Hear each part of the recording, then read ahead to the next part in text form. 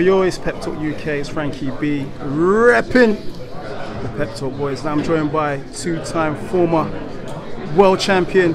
He is here in London. It is Paulie Malignaggi. How you doing? Good, good. What's going on, man? I'm all good, I'm excited. It's fight week. David Haye's been brought into Chisora's camp. Dillian Whyte's looking lean, mean, trim. How do you see this fight come this weekend? You know, I think that it's going to kick off. I think it's going to kick off relatively early. I think both of these guys are really up for it, and they sound like they're up for it, and they sound like they want to get their hands on each other.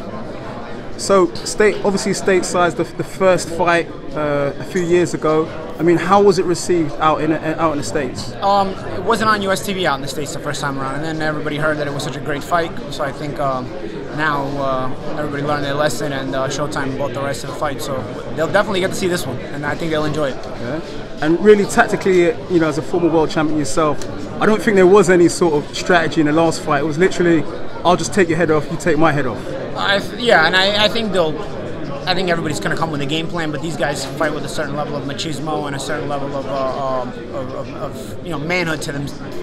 Feel a certain level of manhood to themselves, and I feel like they can't bow down to the other. And I feel like that kind of takes over their mindset when they themselves are in the ring with each other. It's a styles thing. And how exactly is Dillian Whyte? Obviously, he's very vastly improved since the AJ fight.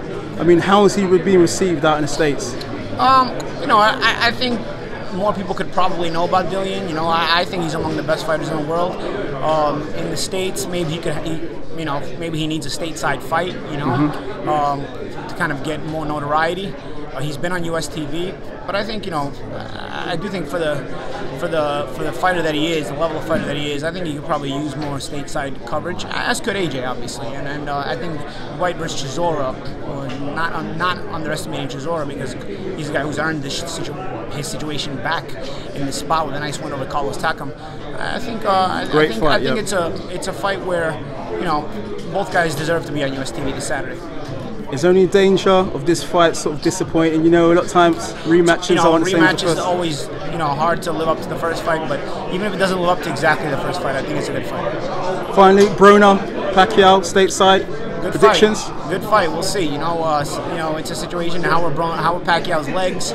Broner's a guy who will. He just turned 40 as well. Yeah. Huh? Yeah. You know, Pacquiao, he has those range-changing legs.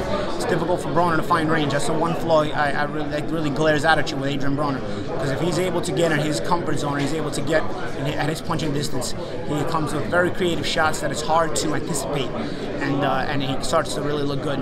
But so it all really depends on what kind of legs Pacquiao has, and if he does have legs, how Broner is able to deal with that. Finally, Lomachenko. A lot of people were sort of disappointed by his display last time out. I mean, if that fight with Mikey Garcia happened in 2019, who would your money be on and why? I favor Mikey slightly over Lomachenko, but not based on anything I saw against Lomachenko-Pedraza, because I thought Pedraza came very prepared. I just think Mikey has grown into higher weights a bit better than Lomachenko, you know. But I do think that Vasyll fought a very good fight against Pedraza. It's just I don't think people are giving enough credit to Pedraza. I think he came up for the fight, and this is an ex-Olympian who's also an ex-world champion, two-time world champion. So people should really give more credit to Lomachenko for this win, and also give more credit to Pedraza for the way he fought the fight. If you really watch the fight, it was a well-fought fight by them too. You think he learned lessons from that Gervonta Davis fight? Because a lot of people are comparing Gervonta's performance. I think Gervonta's a great fighter when he's up for it, and he was definitely up for it at that time. But I also think some of it had to do with Pedraza's struggles to make super featherweight. Yeah. But no taking anything away from Gervonta, because when he's up for it, he's not always up for it. When he's up for it, he's something to deal with. But I do think a better version of Pedraza fought Lomachenko than did the version of Pedraza that fought Gervonta. Thank you, Mr. Paulie Malignaggi. Thank you very much. Pep Talk UK.